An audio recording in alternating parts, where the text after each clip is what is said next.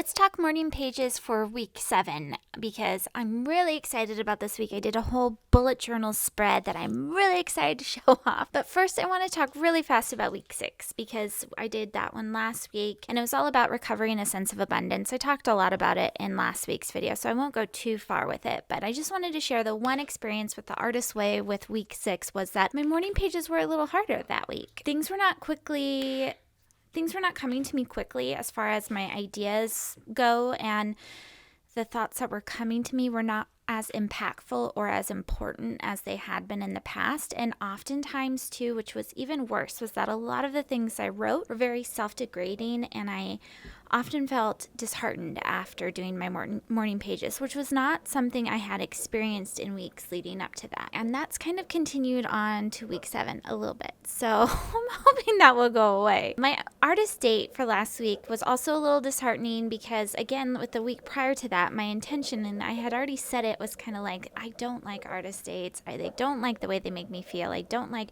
blah, blah, blah. And so what happened was that week 6 artist date was not that great either. The kids ended up going to the skate park with Shane, so I had a night to myself and I hadn't really planned anything. I loved week 1's artist date where I just kind of wrote the story that was in my head. I wrote it out on paper, the idea, and it felt so good and fun and frivolous and just like play. And so I thought, oh, you know what?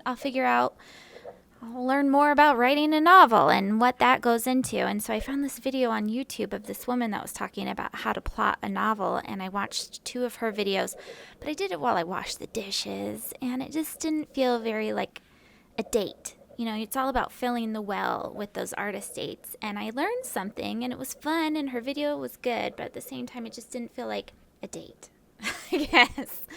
Moving on to week 7, it's about recovering a lost sense of connection, and more specifically, a lost sense of connection to your personal dreams. And week 7 had me making that bullet journal, and I watched Petite Pear Style and her channel, and she does these beautiful bullet journals for each week. I mean, they're just so beautiful, and I love watching her videos because, number one, I haven't watched week 7 yet.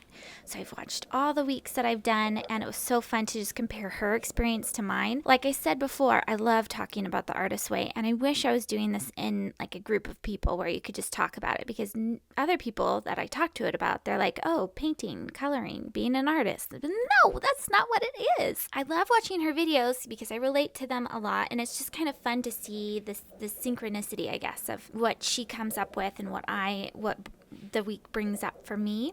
And so I'm excited to watch week 7 and what she created in her bullet journal. As far as the bullet journal goes, what's really interesting is that I was not excited about doing it. I mean, I was in the sense of just trying something, creating like a more organized thought process of where I can put my notes. I haven't been highlighting or marking up the book because my hopes is that a family member or a friend would take my book and do the work themselves and find as much joy and good things out of it as I have. So I've been very intentional about not marking it up for other people, but at the same time that has left my brain a little less organized. And so when I write my notes, they're all kind of scattered in my journal, and I loved that, the idea of bullet journaling just for the organizational purposes, and plus just trying something new.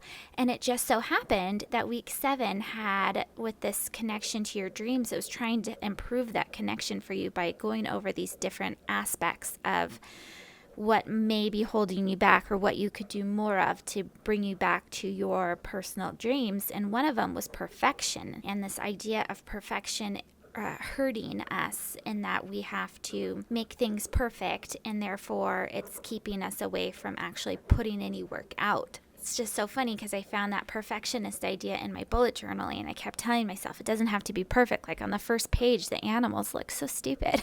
I'm like, I can spend all day trying to correct this, or I can just say this is good enough and move on to the next page. And so that's what I constantly found myself doing, was working through that perfectionist mentality, especially when you watch Petite Pear Style, and her pages are just beautiful, like I said. But for me, it was just about getting it done and doing the work, basically, and that was like a practice for me. And then also when I was reading week 7, it was so fun because I got this idea of Snow White theme. She was talking about the artist needing to dip into the well, and for whatever reason, I immediately thought of Snow White.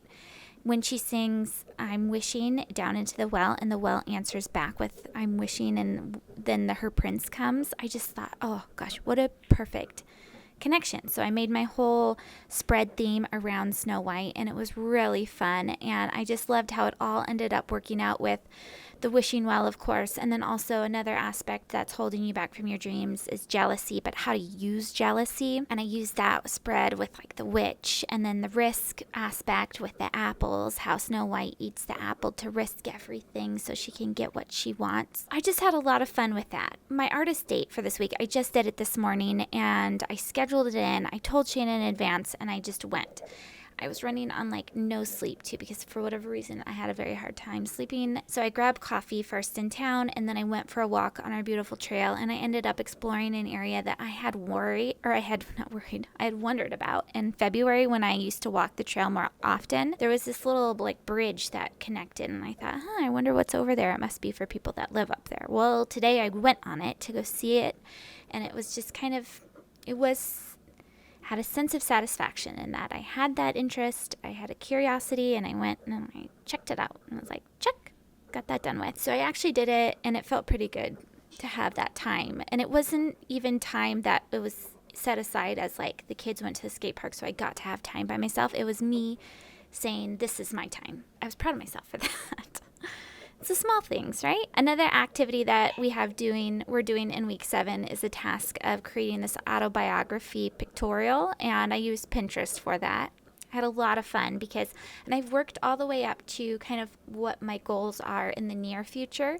So it starts from like your experiences as a kid, moving up, and you're supposed to pull out magazines and do it for 20 minutes of images that help you react. Well, I'm not going to go and buy magazines right now, especially with Pinterest available. So I just spent time going through Pinterest and searching for images that I thought about from my childhood, which reminded me of other aspects. I put them all together in a Pinterest board, and I'm going to keep adding to it to do the future, and then I'll have those printed off to create a collage. And I actually have a collage in my little office space, which is in a closet.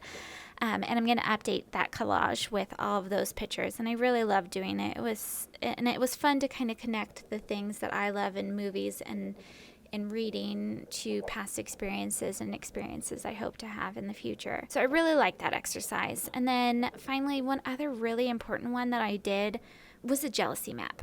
And the reason why I wanted to mention this was because it felt wrong to admit that I was jealous of someone, because jealousy is not a good thing, right? But I loved how in week 7 she flips it. It's if you feel jealous, what is it that you're jealous of? Like actually pinpoint what it is that you want that someone can't have, or you can't have because someone else has. And then she has you create an antidote for it. And I loved this. And also with Snow White, this was the theme of the evil queen being jealous of Snow White too. So anyway, the antidote was really important. And once I wrote out the antidote, and it was all so easy too. I wrote it out. I was like, I know exactly who I'm jealous of. I know why. And then the antidote flowed so easily. And you know what I did? I just added the antidotes onto my to-do list, and it made me feel really good. And I also felt good about being jealous of those aspects, because I felt like there was purpose to that. And I just loved how she spun that around and gave us a different aspect of it.